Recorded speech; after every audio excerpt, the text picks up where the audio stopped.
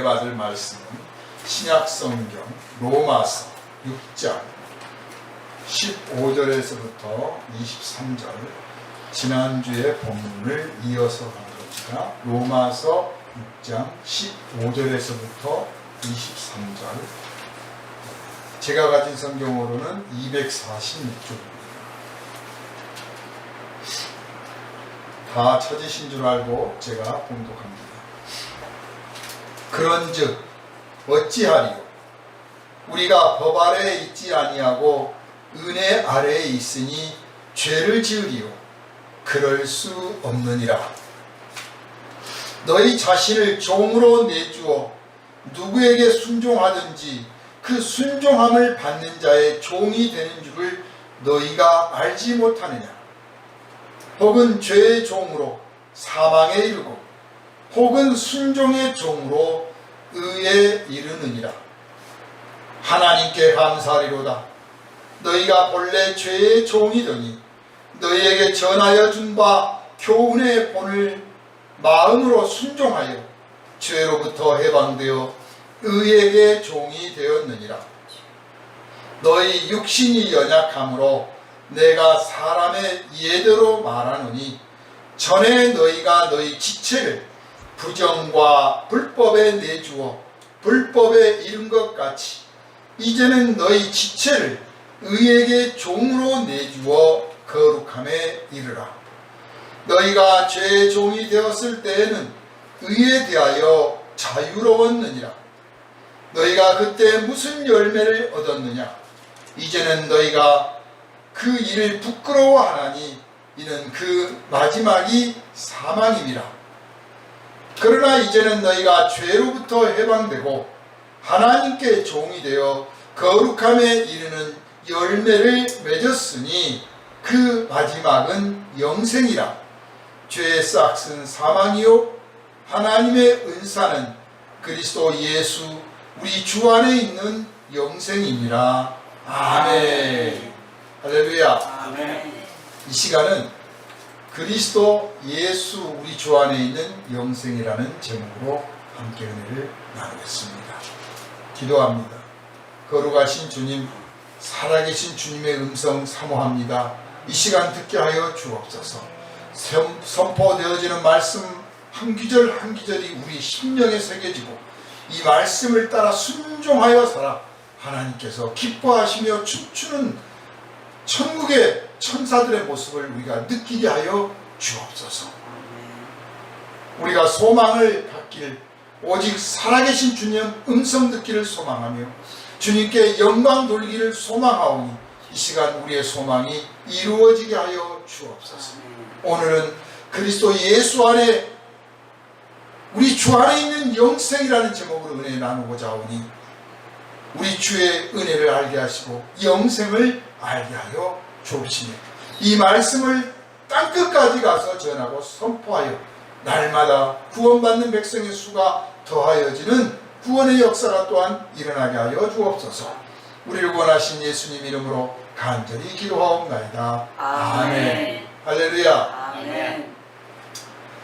우리가 예수를 믿는 이유는 영생을 얻기 위해서입니다.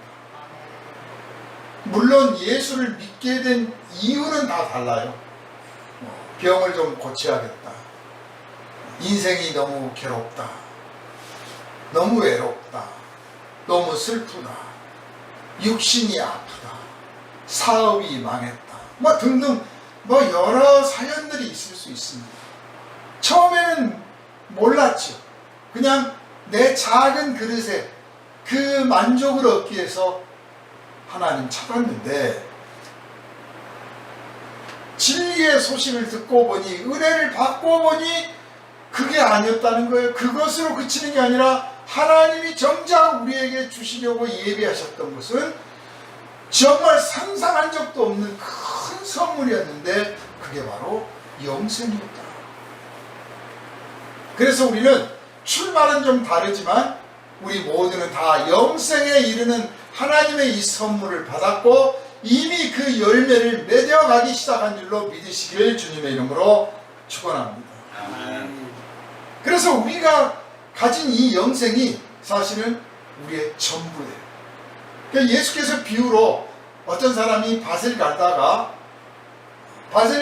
거기서 보물을 발견했어요.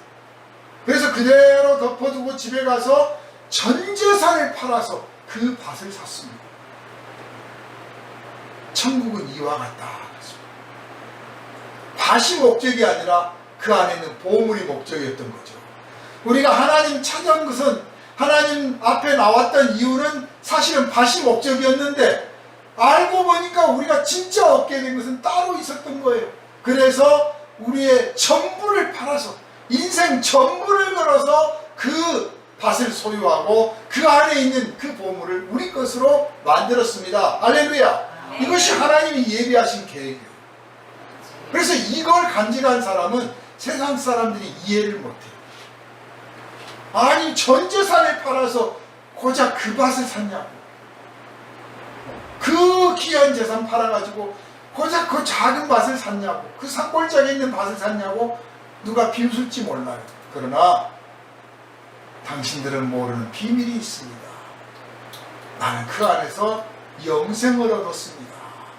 이렇게 말할 수가 있어야 될 줄로 압니다. 할렐루야. 아멘. 자, 오늘 또 본문을 보면 로마서 6장은 이 죄에 대해서 끈질기게 물고 늘어지고 있습니다. 다시 죄를 언급하고 있습니다. 그런즉 어찌하리요, 우리가 법 아래에 있지 아니하고 은혜 아래에 있으니 죄를 지으리요, 그럴 수 없느니라. 또 세상 죄를 거론해요. 이렇게 성경에서 자꾸 죄를 거론하는 것은 우리를 괴롭히려고 하는 게 아니고 우리를 회개하고 구원에 이르게 하시려는 하나님의 뜻인 줄 믿으시길 바랍니다. 사실 우리는 죄에 대하여 들으면 들을수록 마음이 무거워집니다. 죄를 몰랐을 때는 다 마음이 평안하지요. 그런데 죄라는 것을 알기 시작하면 괜히 내가 죄를 안 지었어도 마음이 불편해요. 근데 하물며 죄라는 걸 듣고 보니까 내가 이게 알고 보니까 이게 내가 죄인일세, 이런 생각이 들면 정말 괴로워요. 어떤 분들은 죄에 대한 설교를 듣는 도중에 뛰쳐나가기도 합니다. 어떤 분들은 죄에 대한 설교를 듣는 중에 울고 짜고 뒹굴기도 하고 막 괴로워서 어쩔 줄 모르고 비명을 지르기도 합니다. 그게 정상입니다. 마음이 불편하고 얼굴빛이 그냥 싹 사라져요. 은혜가 없을 것 같아요. 그래서 아주 윽박지르고 협박하려고 사실은 그러는 게 아닌데, 사이비 이단들은 또 이거를 많이 이용해 먹어요. 사람들을 막 괴롭히죠. 그래서 여기서 벗어나려면 뭐 해야 되느냐. 옛날 중세시대 때는 뭐 돈을 많이 바쳐라, 뭐 이런 식으로 유도를 하는 거죠. 그런데 사도 바울이 성령의 감동을 받아 이 편지를 쓸 때 죄에 대해서 이렇게 자꾸 끈질기게 물고 늘어지고 언급하는 이유는 우리가 받은 은혜를 알게 하시려고, 우리가 받은 은혜가 얼마나 크며 얼마나 강력하며 얼마나 놀라운 것인지를 우리에게 알려주시려고 그러는 겁니다. 그러니 여러분, 은혜를 발견하는 이 시간 되기를 주님의 이름으로 축원합니다. 사실 죄를 듣고 보면 인생의 모든 문제가 죄와 관련되어져 있다라고 생각이 듭니다.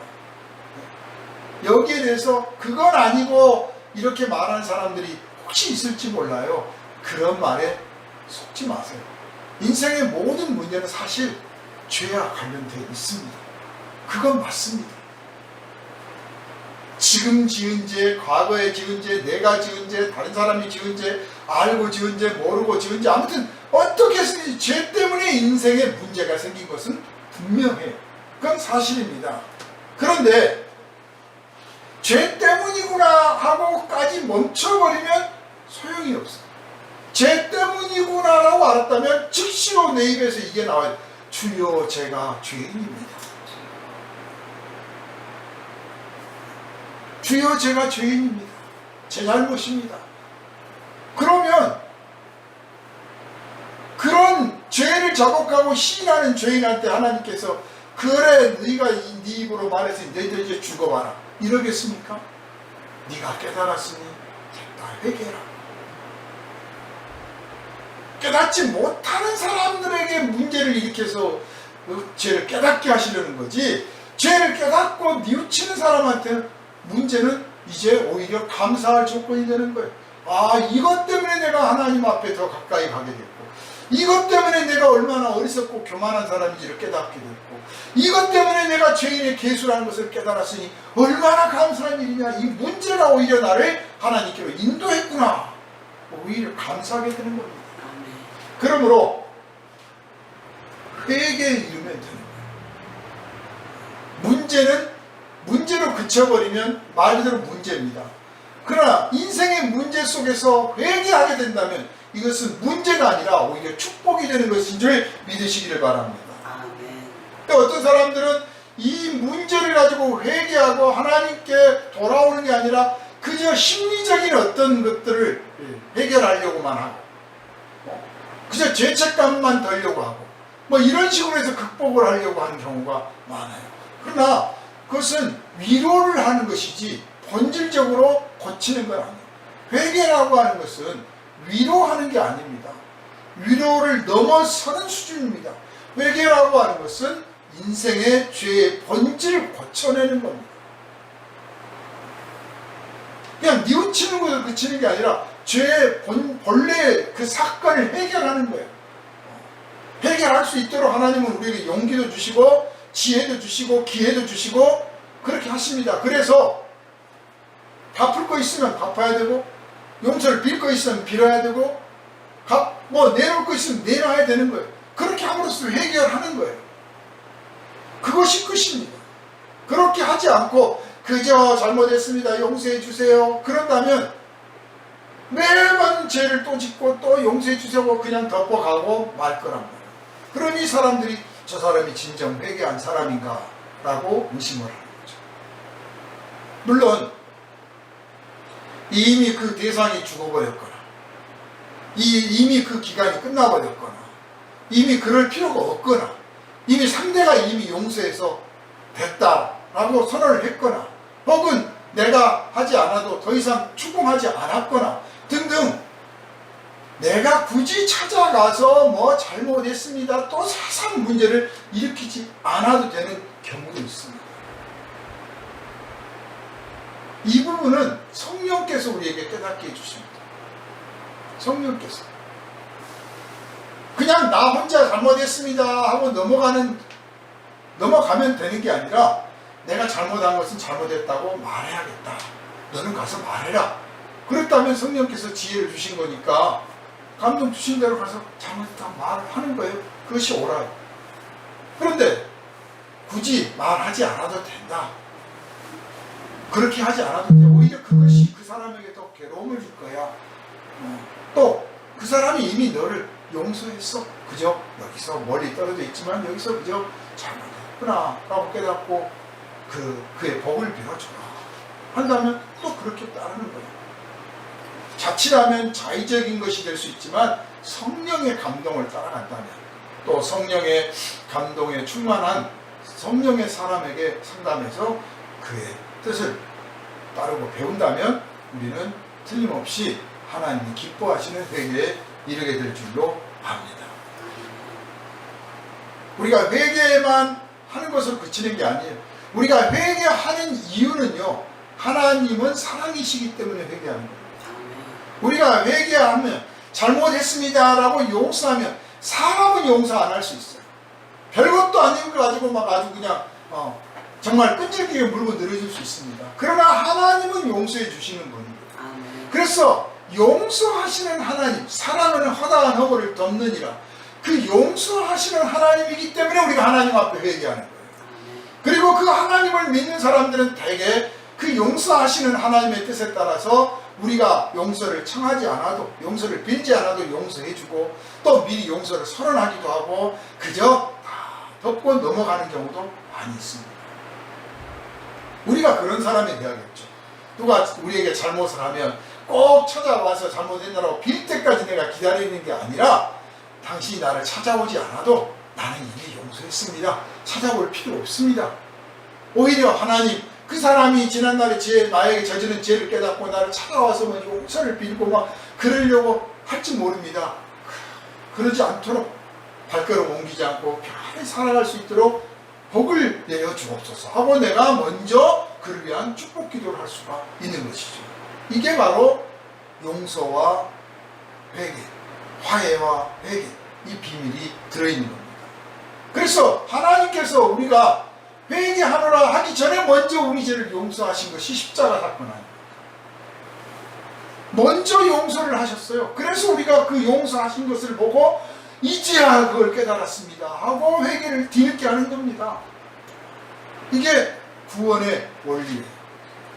그러므로 여기서 우리가 이웃과의 관계, 뭐 전도를 하느냐 안 하느냐를 떠나서 이웃과의 진정으로 아름다운 사랑의 관계를 만들어가는 법칙을 발견하게 되는데, 먼저 사랑을 선언하고, 먼저 용서를 선언하고, 먼저 복을 빌어주고, 먼저 그를 위하여 내가 봉사를 먼저 손을 내미는 이것이 바로 사랑의 법칙이다.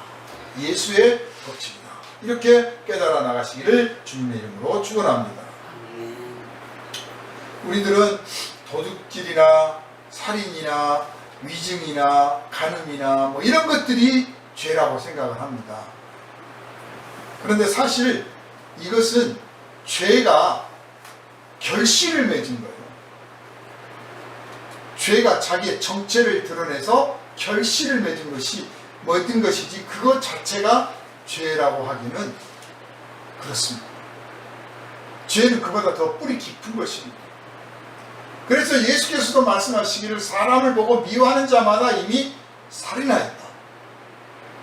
이성을 보고 음욕을 품은 자마다 이미 간음하였다. 그러니까 행동에 옮기지 않았어도 내 안에서 그런 욕구와 충동과 그런 갈망과 그런 의지와 그런 고집과 그런 것들이 있었다면 이미 내가 죄인이다. 이미 죄인이다. 행동에 옮긴 것만 가지고 회개합니다. 그래요.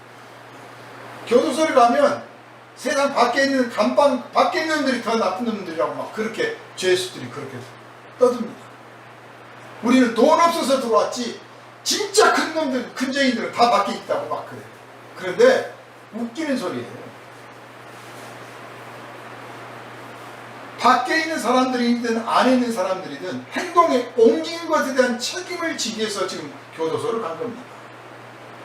아직 행동에 옮기지 않았다면, 그걸 행동으로 옮기지 않았다면, 그러면 아직도 기회가 있는 거란 말이에요. 예수께서 지금 우리에게 성령을 보내주신 이유가 그거예요. 행동에 옮기기 전에 너의 욕망, 너의 그 뜻, 너의 어떤 욕심, 그것을 행동에 옮기지 말고 성령의 음성을 들어라. 성령의 뜻을 따라라.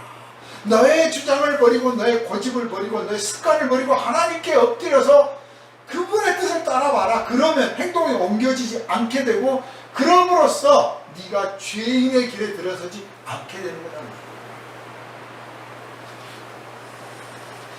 우리가 마음속에 주님께서 경고하신 것처럼 그런 죄가 되는 마음을 품었다라고 하는 것은요, 교만이나 고집이나 뭐 탐심이나 의심이나 시기함이나 미워함이나 방탕함이나 게으름이나 뭐 등등 아무튼 다양한 이 죄가 되는 것들, 알고 보면 이 더러운 것들이에요. 이런 마음을 품고 있다고 하는 것 자체가 마음이 더러워지는 거예요. 그런데 그 마음을 품고 있다고 하는 것, 그것은 허용했다는 거거든요. 허용했어. 그러니까 사도 바울이 내가 죄인의 개수다라고 하나님 앞에서 막 몸부림쳤던 것은 행동을 그런 죄를 지은 막 행동을 했다는 게 아니라 내 마음 안에 그것들이 불쑥불쑥 찾아오고 그것들이 막 일어나고 있는데 그것들을 내가 다스리고 있지만 생각났다고 하는 것 자체가 참 슬프고 화가 나는 일이다 그 말이에요. 아직도 나는 멀었다 그거죠. 내가 진짜 죄인의 개수다 그렇게 생각을 했던 겁니다. 그래서 이 마음을 더럽히고 인간을 더럽히는 이것들을 품고 있다고 하는 것은 사실 알고 보면 일시적으로 내가 허용했다고 하는 거거든요. 내가 긍정했다는 것이고 내가 이럴 의도가 조금은 있었다는 거잖아요. 그러니까 죄를 이야기할 때는 다른 사람의 죄는 우리가 눈에 잘 들어와요. 다른 사람의 죄의 행동은 잘 들어오고, 심지어는 조금 예민한 사람들은 그런 마음을 품은 것까지도 느껴. 벌써 네가 그런 생각 품은 거 내가 다 알거든. 그래서 남의 죄는 잘 보여. 그런데 자기 마음에 얼마나 더러워져 있는지는 모르는 거예요. 우리가 성령을 받아서, 예수 은혜 받아서 알게 된, 그리고 갖게 된 최고의 축복이 뭐냐? 우리 안을 들여다보는 눈이 열린 거예요. 우리를 들여다봐, 우리 자신. 그래서 내 마음이 얼마나 더러운지를 알아요. 그래서 내 마음을 씻어내려고. 내가 무슨 수로 내 마음을 씻어냅니까? 예수 그리스도의 보혈로 씻는 거죠. 아멘. 예수 그리스도를 십자가를 묵상하면서 나 같은 이런 흉악한 마음을 품는 죄인을 위해서 예수께서 십자가 지셨구나 생각할 때, 그때 그 보혈이 흘러서 나의 이 더러움을 씻어내 주는 것입니다. 할렐루야. 날마다 이 십자가를 묵상하는 저와 여러분이 되시기를 바랍니다. 아멘. 사도 바울은 너희 자신을 죄의 종으로 내주어 누구에게 순종하든지 그 순종함을 받는 자의 종이 되는 줄 너희가 알지 못하느냐. 옛날에는 신분사회이기 때문에 종이라는 단어를 이해하기 쉬웠어요. 요즘은 종이 없으니까 취직을 한다고 생각을 하니까 조금 이해가 잘 안 되는 거죠. 네? 취직하고 종살이는 달라요. 우리나라에 있던 머슴살이도 달라요. 머슴살이는 자기 종은 아니에요. 급료를 받는 만큼 일해주는 머슴이지. 종은 전쟁에 졌거나 대역죄를 지어가지고 이제 종으로 신분이 딱 격화된 사람이에요. 다시는 그 사람은 거기서 벗어나지 못하는 거예요. 왕명에 의해서 사면을 받기 전까지는 종살이를 하는 거죠. 그러나 신분이 그냥 평민인데 내가 가서 당신 집에 가서 일 좀 하겠소, 먹고 살려고 합니다. 그래서 머슴살이를 하는 경우가 있습니다. 세경을 받고. 그러니까 종의 개념을 이해를 못하니까 종이 얼마나 비참한지를 몰라요. 종은 말이에요, 말 그대로 주인을 위하여 사는 겁니다. 주인을 위해서. 밥을 먹어도 주인을 위해서 먹어요. 밥을 먹어도. 군대 가서 제가 놀랬던 게요, 군대 이제 군 법에 대해서 이렇게 막 설명하고 훈련소에서 뭐 가르쳐 주는데, 군대 가서는 밥을 안 먹어도 안 돼. 나 밥 맛없다고 밥을 안 먹으면요, 영창 가요. 왜냐? 네 몸은 나라 것이다.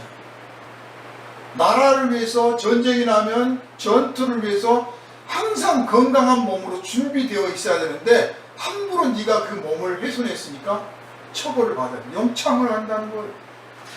이거 듣고 보니까 이거 심각한 일이구나. 이거 군인이 된다는 게 보통 일이 아니구나 생각했어요. 근데 그게 저에게 이런 율법, 종 이런 것들을 이해하는데 큰 도움이 됐습니다. 그렇구나. 종이 된다고 하는 것은 주인을 위해서 사는 거구나. 밥을 먹어도 주인을 위해서 먹고, 잠을 자도 주인을 위해서 자는 거예요. 그래서 주인이 밥 먹지 말라고 하면 먹으면 안 되는 거예요. 잠자지 말라고 하면 잠을 자면 안 되는 거예요. 잠이 안 와도 자라고 하면 자야 되는 거예요. 자기 인생이 없어요. 그런데 사도 바울은 그런 종살이를 우리가 누구한테 했느냐? 죄에게 했다는 거예요. 죄. 그래, 죄가 너 죄 지어라 그러면 난 짓기 싫어도 짓는 거예요. 이번에는 죄 짓지 말고 가만히 있어봐 그러면 죄를 짓고 싶어도 또 참는 거예요. 죄가 우리의 주인 노릇을 했어요. 그래서 내가 하는 모든 짓이 누구를 위한 짓이었느냐? 죄를 위한 짓이었어요. 여태까지 내가 먹고 살고 입고 취직하고 뭐 돈 벌고 뭐 사랑하고 뭐하고 모든 일을 해왔는데, 알고 보니까 그게 누구를 위해서 했느냐? 나는 나를 위해서 한 줄 알았더니 죄를 위해서 했더라 그 말이에요. 죄를 위해서. 그런데 우리가 예수 십자가의 은혜를 받고 보니 이제 우리가 죄에서 해방이 되었는데, 우리 힘으로 해방된 게 아니라 예수께서 죄에 대하여 우리를 대신해서 죽으심으로써 죽은 사람은 더 이상 종 노릇도 않잖아요. 이미 죽어버렸으니까 더 이상 종이 아니야. 그러니까 죄에 대하여 죽음으로써 우리가 해방이 되었고, 우리가 죄에 대하여 죽음으로써 하나님에 대하여는 살아났어요. 의에 대하여 살아나가지고 이제 하나님에 대하여, 의에 대하여 종 노릇을 하게 되었다 하는 거예요. 의에 대해서 종 노릇을 하게 됐어요. 그러니까 의에 대하여 종 노릇을 하게 됐으므로 이제 우리는 의에 대하여 순종을 해야 돼요. 의에 대하여 순종을 해야 돼요. 그럼 순종이라는 게 뭡니까? 무엇이 순종입니까? 복잡하게 생각할 거 없습니다. 한 번 말하면 듣는 것이 순종이에요. 그게 순종이에요. 뭐 두 번, 세 번 말해야 순종입니까? 한 번 말하면 착 듣는 것, 그게 순종이에요. 우리는 의에 대하여 순종해야 된다는 거예요. 하나님에 대하여 순종해야 돼. 한 번 말하면 들어야 돼. 내 주장, 내 고집, 내 생각 거기다 대고 말하지 마. 내 생각에는 그것이 아닌 것 같은데요. 네? 하나님 내 생각에는 그건 아닌 것 같은데요. 그러지 말고 일단 제가 그렇게 하겠습니다. 그렇게 하고 보면 왜 그래야 했는지를 알게 돼. 하고 보면 그 뜻을 알 뿐만 아니라 하고 보면 내가 생각하고 내가 마음을 먹은 것보다 내가 추진한 것보다 훨씬 몇 천 배로 좋은 것이 내 앞에 오는 거였습니다. 그러니 순종을 해야 되는 거예요. 그런데도 우리가 순종을 잘 안 해요. 지난날 우리가 죄의 종이었을 때는 얼마나 순종을 잘했는지 몰라요. 사도 바울이 하나님이 우리에게 딱 선언을 하셨어요. 너희는 지난날 죄의 종이었다. 다시 말하면 너희는 죄가 한 번만 생각나도 행동에 옮겼다. 죄가 한 번만 말해도 말도 잘 듣는 그런 충성된 종이었다. 그 말이에요. 우리가 지난날. 나 대단히 착한 사람이야. 나같이만 살았어 봐. 별소리를 다 해도 죄의 종이었다니까요. 가만히 있다가 제가 이런 죄를 지어라 하고 탁 던지면 그냥 여태까지는 천사처럼 살다가 하루아침에 그냥 마귀 되고 악마 되고 사탄 되고 얼마든지 그랬어요. 사람이 왜 저렇게 갑자기 변했는지 몰라. 평소에는 착하던데 왜 저렇게 갑자기 그런지 몰라. 이유는 단 한 가지. 죄의 종이었거든요. 말을 않고 있다 한 번만 말하면 즉각 듣는 그런 종이었어요. 그런데 이제 우리가 해방되었단 말이에요. 해방되었어요. 오랫동안 병상에 누워있던 분들이 그대로 욕창 나서 썩어서 죽으면 어쩔 수 없지만 이제 살아났단 말이에요. 잘 관리를 잘해서 욕창도 나고 어떻게 해서 관리 됐어요. 그래서 이제 침상에 딱 일어나려고 하면 벌떡 일어나치니까 안 일어나치지. 그래서 막 관절을 꺾고 운동을 하고 걷기 운동하고 손가락 운동하고 온몸을 운동을 막 하잖아요. 그 운동한다는 게 뭡니까? 명령을 하는 거예요. 내 의지로. 발가락한테 명령하는 거고 무릎한테 명령하고 허리한테 명령하고 고개한테 명령을 해서 너는 내 말을 들어라 하는 거죠. 우리가 죄의 종이었는데 예수 십자가를 믿음으로 예수 십자가의 은혜로 해방되었어. 죄에서 해방되었어. 그러므로 이제 내 인생 곳곳에 방방곡곡에 해방을 막 선언했던 것처럼 내 삶의 모든 영역을 향해서 해방을 선포해야 돼. 너는 해방되었어. 너는 죄의 종이 아니야. 너는 하나님의 자녀야. 너는 의의 자녀야. 너는 하나님의 종이야. 선언해줘. 내가 손으로 죄를 많이 지었으면 내 손을 향해서 늘 매일 아침마다 말해줘야 돼. 너는 이제 하나님의 종이다. 네 손은 하나님을 위해서 쓰여야 된다. 네 눈은 하나님을 위해서 봐야 된다. 네 귀는 하나님의 나라를 위해서 들려줘야 된다. 네 입은 하나님의 나라를 위해서 쓰임 받아야 된다. 발을 만지면서 기도해야 됩니다. 너 봐라, 그동안은 죄를 지면서 다녔지. 이제는 네가 전도를 위해서, 생명을 구원하는 일을 위해서, 봉사를 위해서, 사랑을 위해서 걸음을 옮겨야 되는 것이다. 너는 이제 의의 종이다. 내 육신 곳곳을 내 삶의 모든 영역을, 내 집안의 모든 곳곳에 내가 선언하고 선포하고 해방을 선포해야 된다, 그 말입니다. 이것이 필요해요. 아침마다 필요해요. 저녁마다 필요해요. 그래야 내가 종인 줄 아는 거예요. 종한테 주인이 맨날 말하잖아요. 너는 종이야.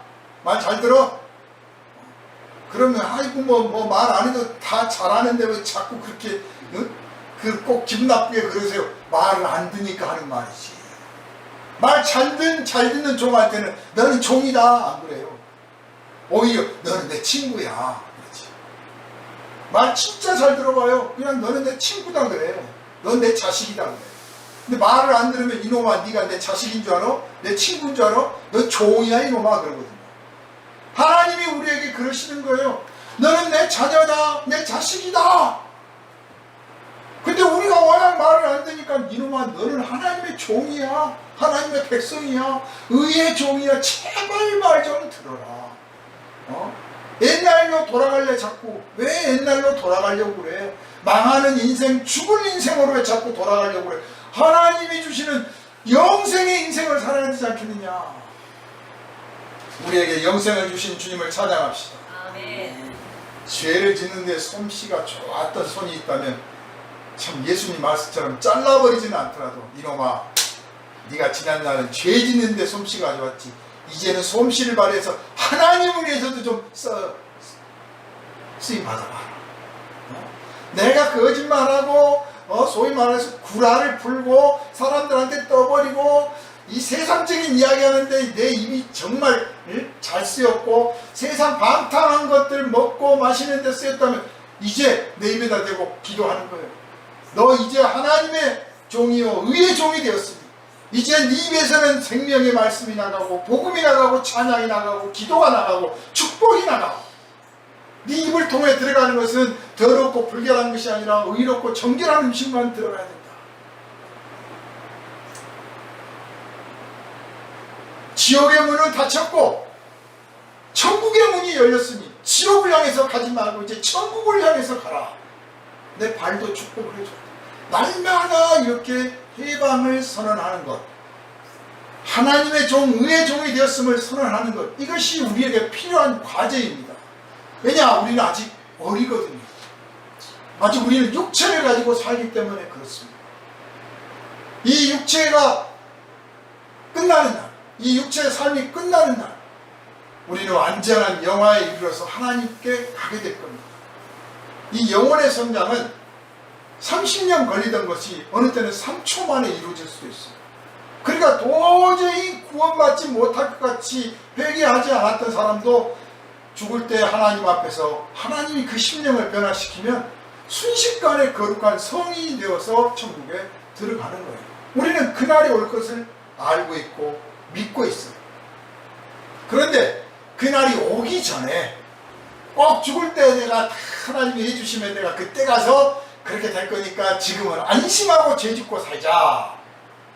마음 놓고 죄짓고 살아도 괜찮아. 마지막에 죽을 때 하나님이 우리를 깨끗하게 변화시켜가지고 천국에 들어가게 해주실 거니까 이렇게 생각하지 말고 그때 가서 되기 전에 지금 하루라도 그런 내 영혼이 변화받은 성화된 모습을 좀 느껴봤으면, 하루라도 맛봤으면, 하루라도 누려왔으면 하고 소망을 품고 날마다 죄를 처복종시키고 육신을 처복종시키고 다스려서 하나님 제가 의의 종입니다. 이제 종답게 살겠습니다 하는 모습을 보여야겠다 하는 것입니다. 이것이 사도 바울이 지금 이 편지를 쓴 이유예요. 순종이라는 게 한 번 말하면 잘 듣는다고 그랬잖아요. 두 번 말할 필요 없어. 한 번 말하면 듣는 것이 순종이에요. 그러니까 이제 불순종을 생각해보면 순종이 더 이해가 됩니다. 불순종이란 뭐냐?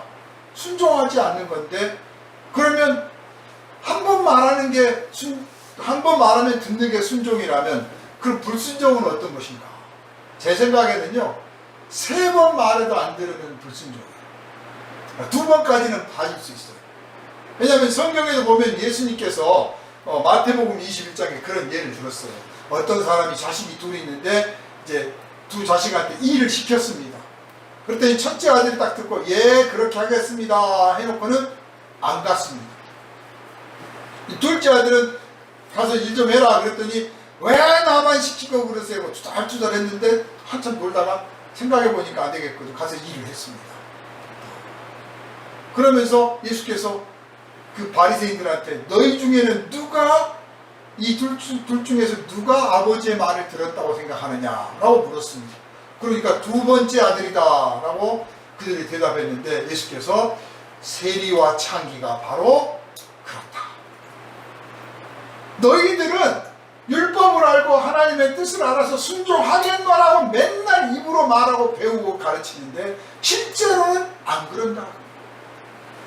반대로 세리와 창기들은 하나님께서 이런 거 하면 안 된다 하는 걸 알고도 죄를 짓고 사는데 회개하라 천국이 가까웠느니라 했더니 마음으로 뉘우쳐서 우리가 죄인이다 큰일 났다 빨리 회개하겠다고 돌이켰다. 그러니 누가 천국에 들어가겠느냐. 그래서 두 번까지는 불순종으로 안 본다니까. 그러니까 한 번 말하면 듣는 건 순종, 세 번 말해도 안 들으면 불순종, 두 번은 회개할 수 있는 가능성이 열려있는 상태. 조금은 중간 다리 걸친 상태죠. 우리가 이 상태로 머물고 있는 거예요 지금 많은 분들이. 세 번째에서 벗어나서 두 번째까지로 와 있는 사람들이 많아요. 첫 번째로 넘어가요. 그냥 한 번 말씀하시면 듣는 거. 성경을 읽다 이 말씀이다 싶으면 바로 결단하고 실행하는 거. 이게 필요한 거예요. 세 번까지 듣고도 듣지 않는, 말을 듣지 않는 이 불순종하는 사람에게 하나님께서 확실하게 말씀을 하시는 거죠. 너는 불순종하는 사람이다. 불순종하는 사람이다. 이 불순종한 사람은 이 회개하기가 참 어려워요. 두 번째 있을 때는 회개할 기회가 있는데, 그래서 목이 곱고 완악하여져서 하나님께 회개하고 돌아오지 않는 거예요. 듣기는 열심히 들어. 우리가 하나님의 말씀을 이 육신의 귀로 듣는 게 중요한 게 아니에요. 마음의 귀로 듣는 게 중요한 거예요. 마음을 찢고 마음을 찢어서 회개하고 마음의 할례를 받듯이 마음의 귀로 들어야 돼요. 그러니까 둘째 아들은 이 육신의 귀로는 듣고도 외면하고 안 들었는데 마음의 귀로는 듣는 거예요. 아이고 내가 잘못했구나. 우리 아버지 큰일 났다. 나 화나겠네. 안 되겠네. 하고 마음의 귀로 들어요. 이게 살아있는 신앙이죠. 사도 바울이 지금 죄에 대해서 언급하고 있는 것은 마음의 귀로 들어라. 죄의 문제에 대해서 마음의 귀로 들어라. 우리가 육신을 가지고 있는 한은요, 육신을 가지고 있는 한은 죄의 유혹을 받게 돼 있어요. 이 세상이 죄악 세상 아닙니까? 원수 마귀가 지배한, 공중의 권세 잡은 자가 지배하는 세상이에요. 이 세상 속에서 우리가 또 육신을 갖고 살고 있어요. 이 육신은 과거에 죄의 종이었던 육신이에요. 육신이 죄의 종이다 보니까 마음까지도 죄의 종 노릇을 했어. 영혼까지 그랬어요. 그래서 죄를 짓고 살다 보니까 육신에게 뭐가 옵니까? 사망이 와. 우리가 육신이 죽으면 죽는 이유가 뭐냐? 이 육신이 죄의 종이었다라고 하는 증거예요. 그런데 이제 우리 안에 영혼은 거듭나서 죄의 종이 더 이상 아니야. 하나님의 종이야. 우리에게 영생이 약속되어 있어요. 그렇지만 이 육신을 갖고 있는 이상은, 이 영혼 육신 안에 머물고 있는 이상은 육신과 뭔가 타협을 해야 사는 거예요. 협조관계를 유지하고 있죠. 영혼이 육신의 영향을 받기도 하고 육신이 영혼의 영향을 받기도 합니다. 그래서 죄의 유혹이 올 때도 있고, 또 죄가 아직도 자기가 주인인 양 우리를 다스리려고 해요. 근데 믿음이 어리고 아직 성령의 충만함을 받지 못하고 하나님의 인도하심에 순종을 잘하고 있지 않을 때는 어떠냐? 여전히 자기가 죄의 종인 줄 알고 그쪽 반응을 더 잘 보여요.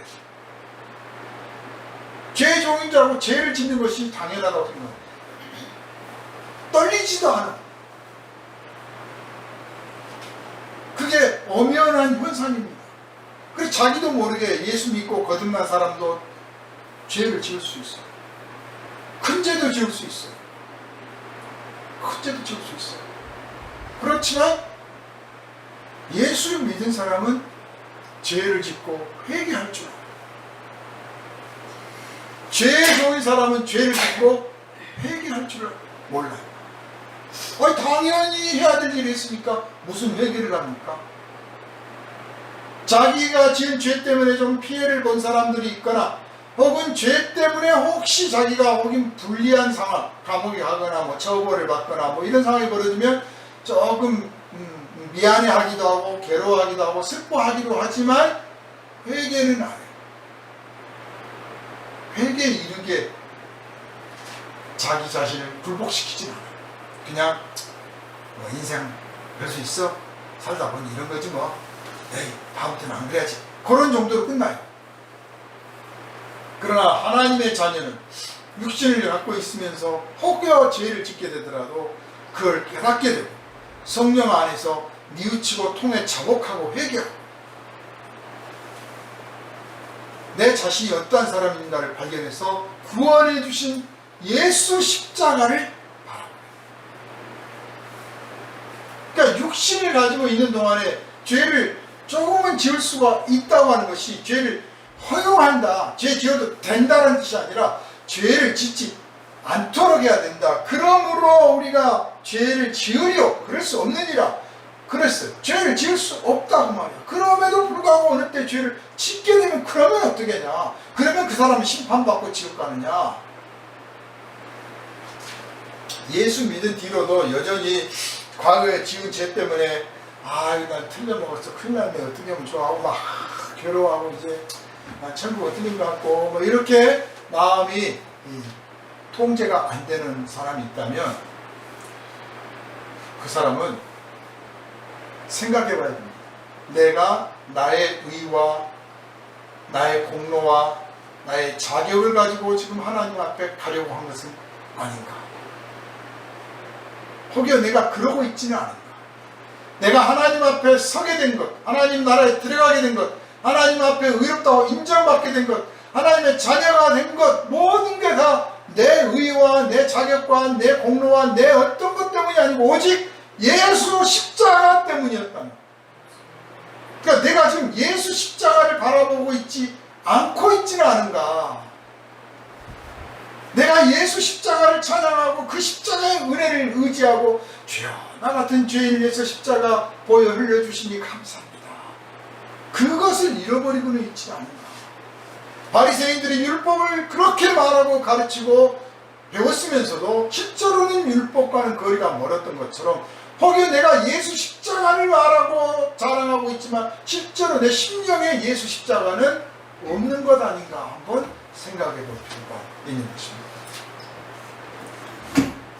정말 우리가 이제 충성을 하려면요, 의의 종이 되었으니까 하나님께 충성을 하려면 제가 생각할 때는 세 가지를 조심해야 됩니다. 세 가지를 극복해야 되는 거죠. 세 가지를 늘 경계하고 세 가지를 자기 안에서 잘 다스려내야 되는데 그 첫 번째가 어리석음과 무지에 관한 것입니다. 이건 마치 전도할 때도 똑같은 현상이 일어나는데요. 무슨 말이냐 하면 내가 이렇게 하는 게 맞나? 성경에 이렇게 하라고 했는데 맞나? 야고보서에 이런 말씀이 있어요. 너희 중에 병든 자가 있느냐? 저는 장로를 청하여 기름을 붓고 기도할 것이요. 병든 사람이 있으면 장로, 요즘 같으면 장로나 목사님을 오시라고 해서 그 아픈 부에다가 기름을 이렇게 바르고 그리고 기도하라는 거예요. 이게 무슨 의학이에요? 과학이에요? 꼭 그래야 되나? 그런 생각이 들어요. 내가 너무 미련한 거 아닌가? 너무 거지 겉대로 사는 거 아닌가? 며칠 전 이 동창들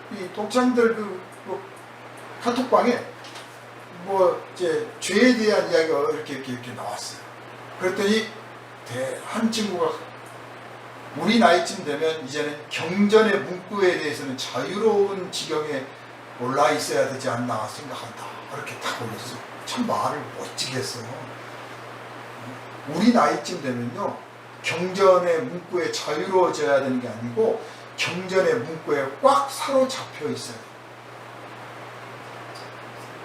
날이 갈수록 십자가에 꽉 매어 있어야 돼요. 자유로워지는 게 아니라 적당히 알아서 이거 이 정도는 봐주고 이 정도는 놔주고 이런 수준이 아니라 나는 오직 이거밖에 모릅니다 라고 해야 돼요. 어리석은 사람이라는 말을 들을 줄 알아야 돼요. 미련하다는 말을 들을 줄 알아야 됩니다. 그런데 우리가 하나님께 순종을 안 하게 되는 이유가 뭐냐? 내가 이거 꼭 이래야 되나? 꼭 이래야 되나? 제가 하나님이라서가 아니고 기도 중에 감동을 받아서 이렇게 권유할 때가 있어요. 때로는 명령도 할 때가 있어요. 성도들한테 기도해라, 금식해라, 작정을 어떻게 해라, 며칠간 교회 나와서 어떻게 해라, 이렇게 할 때가 있습니다. 아유, 알았어요. 꼭 그래야 되나요? 그런 사람들은 문제를 해결 못합니다. 근데 마음에 안 들어도 꼭 그런 것만 시켜. 그러면서도 투덜투덜하면서도 아무튼 하라고 했으니까 와서 엎드려 기도도 하고 하라고 했으니까 금식도 하고, 그런 사람들은 반드시 하나님이 그의 문제를 해결해주고 그의 기도를 들어주십니다. 갚아주신다 그랬어요. 그렇게 중요한 거라면 몇 번을 말씀하시지 그래요. 한 번만 해야, 한 번만 해도 들으면 순종이라니까요. 근데 또 말하면 두 번째까지는 기회를 주고 세 번을 말해도 안 들으면 이제 불순종이야. 그 불순종하다는 말을 안 듣고 싶어서 내가 말을 안 해. 그냥 오히려 기다려줘. 정말 많이 봤어요. 어떤 분이 당뇨에 걸려가지고 병원에서 상당히 좀 어렵겠다고 이렇게 뭐 식이요법에 무슨 약에 어쩌고 저쩌고 이제 평생 달고 살아야 되는 상황이 된 거예요. 와가지고 당뇨라는데 어떻게 할까요? 새벽 기도를 새벽마다 와서 20일 기도를 하십시오. 새벽 기도 그거 하면 나아요? 내가 압니까? 내가 압니까? 안 한 것보다 낫지 않겠어요? 그렇게 못 믿으면 하지 말고. 그랬더니 하죠 뭐. 20일 매같이 새벽에 와서 기도했는데 하다 보니까 이제 자기가 얼마나 죄인인가 깨달았어요. 울고 짜고 통회하고 자복하고 21일째 병원에 가서 수치를 쟀더니 정상이에요. 그래서 전화가 왔어요. 그 20일 만에 나았네요. 제가 한 게 아니고 하나님이 하신 겁니다. 믿어지지 않는 것들이 많죠. 꼭 그래야 되는 것들인가 싶은 것도 많죠. 내가 이러다가 바보 되는 거 아닌가, 혹은 내가 지금까지 갖고 있는 어떤 그 지식, 상식, 과학적인 어떤 체계들, 이런 것들 딱 무너져 버린 거 아닌가, 그것 때문에 겁나서 못해요. 예수 믿지 않으려고 하는 이유도 그거고요. 예수 믿는다고 하면서도 잘 안 하는 이유가 그거예요. 기도하면 밥이 나오냐, 돈이 나오냐, 쌀이 나오냐, 그런다니까요. 정말 기도밖에 할 수 없는 상황이 되어서야, 그때 가서야 기도를 해요. 아니 그러지 말고 얼마든지 다른 일을 할 수 있을 때도 그냥 그만큼 기도를 했다면 그럼 문제도 안 생겼을 텐데, 또 꼭 안 그래요. 꼭 깨지고 나서 그게 뭐냐, 자기가 어리석음과 무지에 빠지지 않을까 하는 그런 염려가 있는 거죠. 그런데 고린도전서 말씀에 이런 말씀이 있어요. 십자가의 도가 멸망하는 자들에게는 미련한 것이요, 구원을 얻은 우리에게는 하나님의 능력이 됩니다. 할렐루야. 이 말 믿으시기를 바랍니다.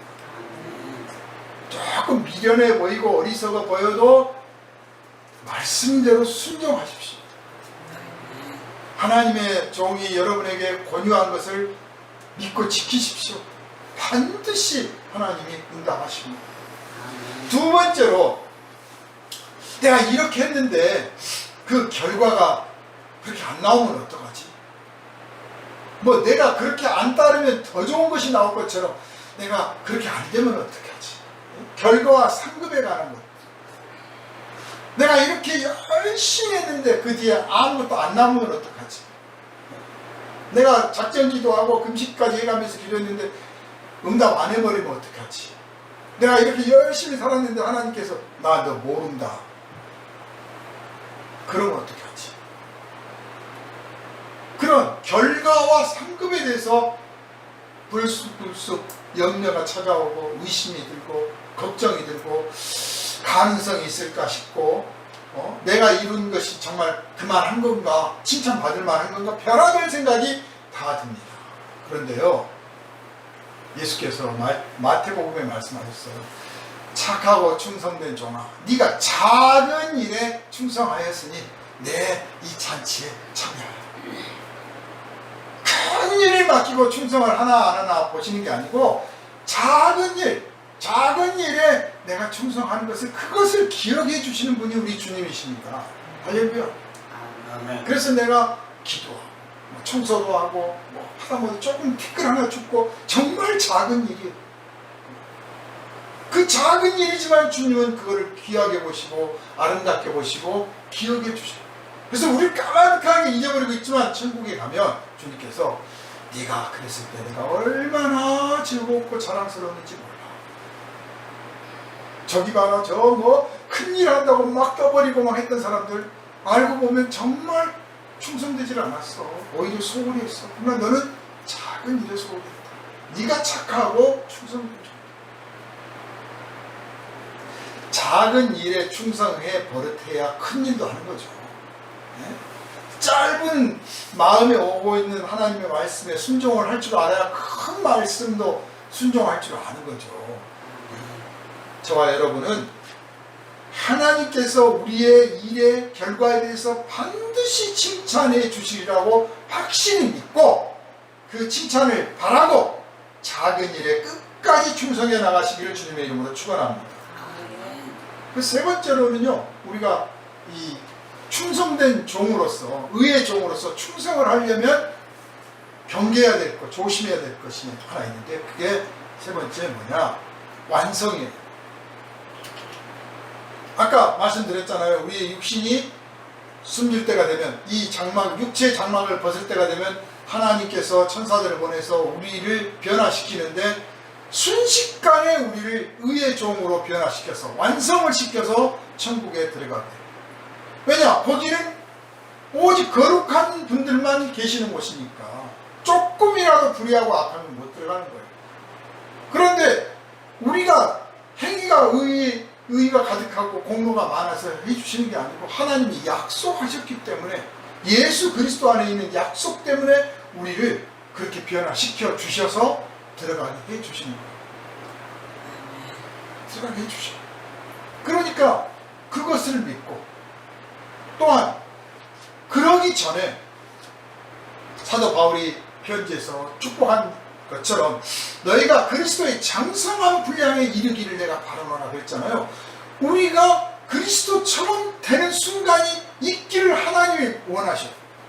꼭 죽어서만이 아니라 우리가 이 육신을 가지고 있는 동안에 예수님 십자가 지듯 완전히 순종할 때가 있듯이 우리도 어느 순간에 잠시라도 그렇게 되기를 하나님이 원하시고 우리가 그런 날이 있다는 거예요. 우리가 완성이 되는 날이 있다는 거예요. 여러분은 그걸 못 느끼실지 모르겠어요. 반대가 될 수도 있겠지만, 저는 여러분 이제 예배 하기 위해서 오잖아요. 그러면 얼굴을 보죠. 당연히 얼굴 보죠. 근데 얼굴이 정말 감사하게도요, 처음 저를 만났을 때하고는 비교도 안 될 만큼 얼굴이 아름답게, 선하게, 눈부시게 변화했어요. 위엄도 보이고 영광도 보이고 하나님 안에서 성령으로 말미암아 성품이 변화돼서 그 성품이 얼굴에 나타나는 거예요. 얼굴이 나타나. 화장하고 꾸미고 해서가 아니라 얼굴이 나타나. 그래서 타고난 미모, 타고난 잘생김이 아니라 그냥 보시기에 아름다워. 다윗을 하나님께서 다윗의 용모는 뭐 이래저래 붉고 아름다웠다. 그럼 다윗이 무슨 대단히 미남이라는 뜻이 아니고 하나님 안에서 순종하여 살았기 때문에 얼굴에서 그렇게 아름다움이 보이는 거예요. 그런 모습으로 여러분이 변화받아 가고 있음을 볼 때 얼마나 기쁘고 자랑스러운지 정말 보람이 돼요. 다른 교회도 그러겠죠. 다른 목사님도 그런 복을 누리라고 생각하는데 아무튼 다른 분들은 모르겠고 저는 그걸 확실히 느낍니다. 이게 완성을 향해서 간다는 거죠. 오늘 본문에서도 보면요, 그러나 이제는 너희가 죄로부터 해방되고 하나님께 종이 되어 거룩함에 이르는 열매를 맺었으니 그랬어요. 앞으로 맺게 될 것이니가 아니고 맺었으니, 우리는 이미 맺었단 말이에요. 그런데 이 열매가 더 풍성히 맺어지기를 지금 하나님 바라시는 거예요. 더 풍성히 맺어지기를 바라시는 거예요. 그 마지막은 영생이야. 우리가 열매를 맺고 맺는데 마지막 열매가 뭐예요? 영생. 우리가 맺게 될 마지막 열매가 영생입니다. 그런데 그 영생은 우리 주 그리스도 예수, 우리 주 예수 안에 있습니다. 십자가 안에 있어요. 그 영생의 씨가 이미 우리 안에 들어와 있고 씨가 있으니 반드시 열매로 맺어질 것입니다. 그 영생을 이미 우리가 소유한 줄 아시길 바랍니다. 예수 안에 하나님이 계셨습니다. 그래서 예수가 우리 안에 계시면 우리 안에 하나님이 계시는 거예요. 예수 안에 영생이 있으니 우리 안에 영생이 있습니다. 이 영생을 가지고 우리가 하나님 앞에 가는 겁니다. 이미 우리는 영생을 갖고 있어요. 이제 씨가 맺어질 때가 되었습니다. 사도 바울은 이 씨 맺는 날이 올 것을 알고 있기 때문에, 이 마지막 열매를 맺는 날이 올 것을 알고 믿고 바라고, 그것을 받았을 때 우리가 얼마나 기뻐할지, 하나님이 얼마나 기뻐하실지를 알기 때문에 이 말씀을 우리에게 하신 거예요. 죄와 싸워라. 죄를 이겨라. 죄의 종로도 하지 말고 의의 종로릇을 해라. 그러면 더 풍성히 맺게 될 거다. 더 자랑스럽게 될 거다. 여러분 기억하십시오. 이전에도 제가 말씀드렸잖아요. 우리가 육체의 장막을 벗을 때가 되면 하나님의 천사들이 우리를 와서 영접을 해요. 그동안에 얼마나 수고가 많은가. 당신에게서 그 아름다운 열매들, 영생의 열매들이 맺혀졌는데 우리 하나님께서 얼마나 기뻐하신지를 모르겠다고 이걸 가지고 이제 우리 아버지 앞에 갑시다. 우리가 인도하겠소. 그날이 옵니다. 그날을 상상하면서 오늘 혹시 어떤 고난이 닥치고 육신의 질병에 힘들고 삶이 고될지라도 주여, 제가 그날을 바라보고 이런 날을 우리에게 주시려고 십자가의 피를 흘려 길을 열어주신 주님을 찬양하면서 날마다 주님 십자가만 바라보면서 제가 나가겠습니다. 고백하고 찬양하시기를 주님의 이름으로 축원합니다. 기도합니다. 거룩하신 주님, 우리를 사랑하시고 우리를 위해서 독생자를 주시고 우리의 죄 때문에 독생자를 십자가에 못 박으셔서 우리의 죄값을 치르게 하심으로써 우리가 죄에 대하여 죽고 하나님에 대하여 살아나 하나님의 자녀가 되게 하시니 감사드립니다. 이제 하나님의 종이 되었으니, 의의 종이 되었으니, 하나님의 자녀가 되었으니 순종하는 종으로만 살게 하여 주옵소서. 지난날 불순종하던 고집을 버리고 오직 한 번 말씀하시면 듣는 순종의 종으로서만 살게 하여 주셔서 날마다 우리들의 삶에서 하나님 기뻐하시는 성령의 열매들이 맺어지고 마지막 영생이라는 열매를 얻어서 하나님께 기쁨으로 춤추며 달려가게 하여 주옵소서.